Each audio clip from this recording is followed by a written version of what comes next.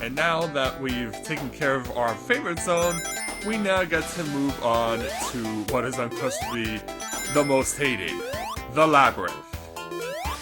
Yeah, this case in point. Yeah, expect me to take a lot of hits here, and more often than not, people are lucky to get 50 rings by the time they complete an act here. Which is why I'm so glad I got all the chaos symbols when I did. And for those of you who are wondering, yes, this is where you start having to go and pick up air bubbles in order to ensure that you don't drown. But I will say this though, a lot of people will play this place rather conservatively, because obviously they don't want to drown, but what a lot of people don't realize about this place is that you don't have to stop at every single little air pocket that you see in order to get more oxygen. You can see I just skipped 2 of them. You see, you have more than enough time. Yeah, you gotta be careful with this sporting dervish. You have... oh, really? I was about to say, you have more than enough time to skip a few air pockets and get to another one. In this instance, more than enough time to get out of the water completely. The Labyrinth definitely does have a lot of things, like in instances you'll have to try and find a secret button to continue on.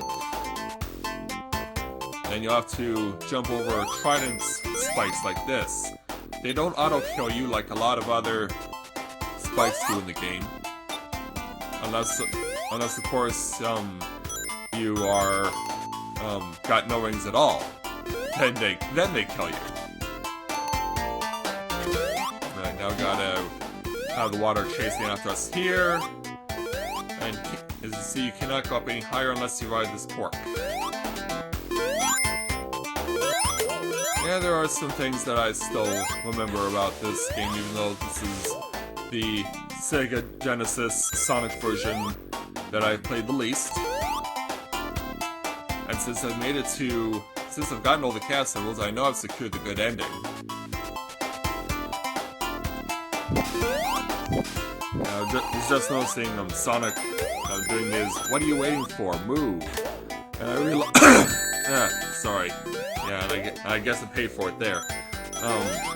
I was going to say that I'm hoping I get to show this off. That if you stay on waiting too long, then something should happen that the Runaway guy made kind of famous in a series of Mario Party videos. Are there no rings here? Alright. And so I'm hoping I'm going to get to show it off in this game. In fact, I'll probably want to make a point of it before we do. One thing as well, I also had Sonic jump back onto the screen after the sign stopped spinning. If you didn't jump into the air after the sign stops spinning, you can't bring him back onto the screen before the act is over. And the same thing happens in Sonic 2. We'll go over this way and secure ourselves in air pockets. Yeah, you notice how these 2 air pockets are so close together. They're so close together you don't need to intentionally go up to the very next one to get what you need.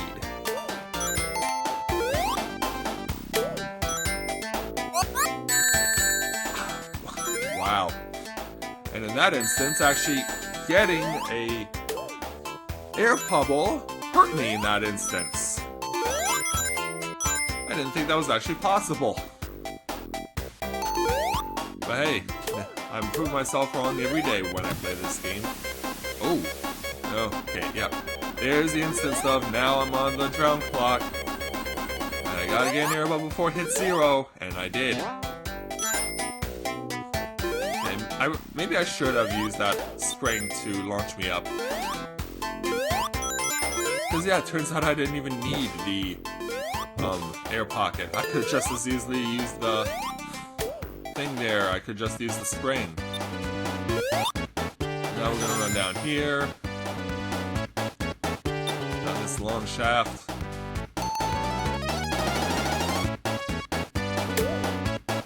Now, I think I'll go for this one.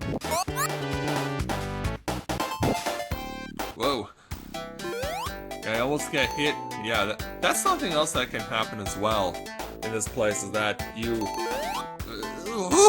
made it. Is that you try and stop short of the trident, but then when you try and get moving again, you get hit by it anyway. I needed the air more. I needed the air more, and besides there's this cache of rings, so it doesn't matter.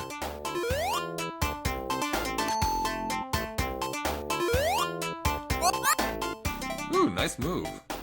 That was pretty cool. Then over here.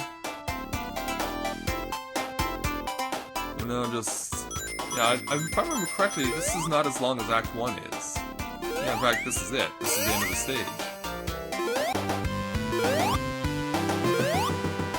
Yeah, something else I didn't mention as well. You can get bonus points while you're jumping in mid-air as you're approaching the end of the stage, or once they touch the goalpost, they'll get close to it.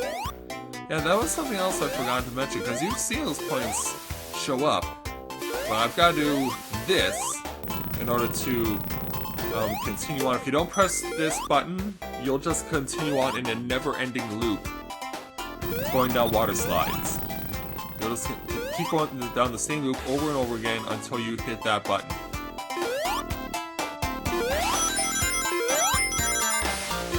Yeah, there aren't that many rings to find, but when you do find them, they definitely come in bunches around here.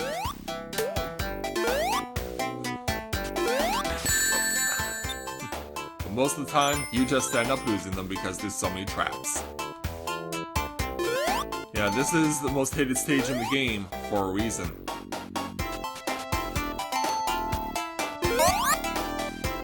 Yeah, that instance I knew I wasn't gonna get hit. Sometimes you just gotta have faith in yourself, so you won't get nailed. So back up now. Now we gotta deal with the trident spikes.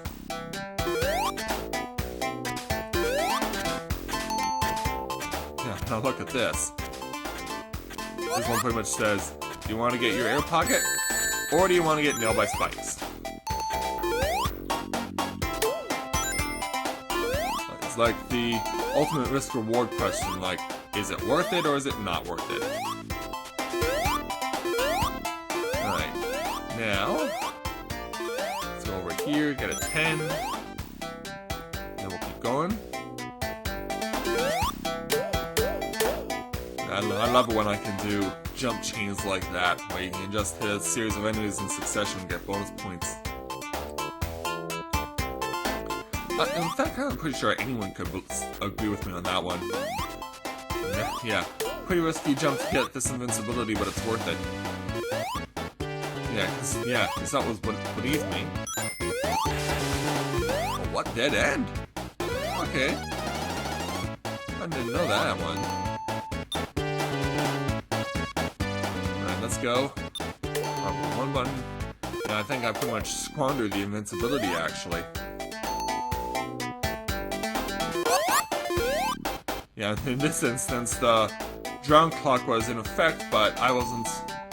But it wasn't actually going. That has happened before. I have seen that happen once or twice. Yeah, when you're invincible, you really just want to go for it. And trust that there is something like this close by. Oop, that doesn't let me out. Yeah, come back to me there, air bubble.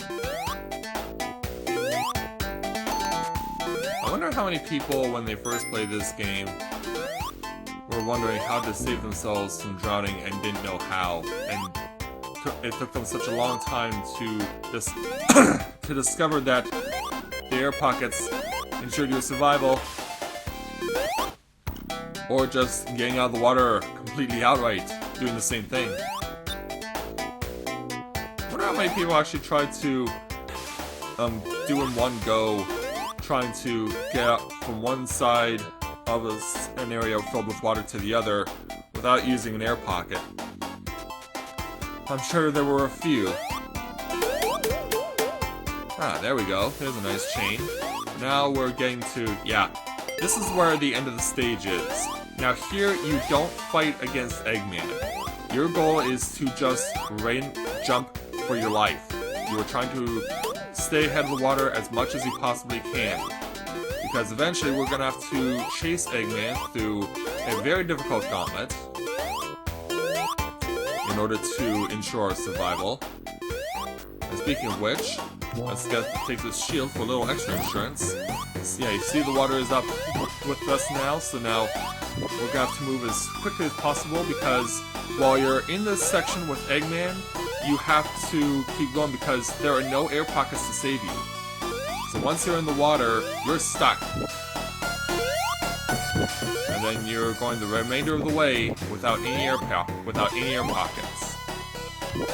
And while that's all going on, you've got fire being shot at you, you've got to deal with the tridents. It's very difficult. But I'm gonna make it in one go. Yeah, in practice it actually took me a couple of attempts, but once we've escaped, we just keep chasing after Eggman, and all of the animals run free once again. There we go. The hardest stage in the game, and I don't even think I died. And I'm proud of myself for that.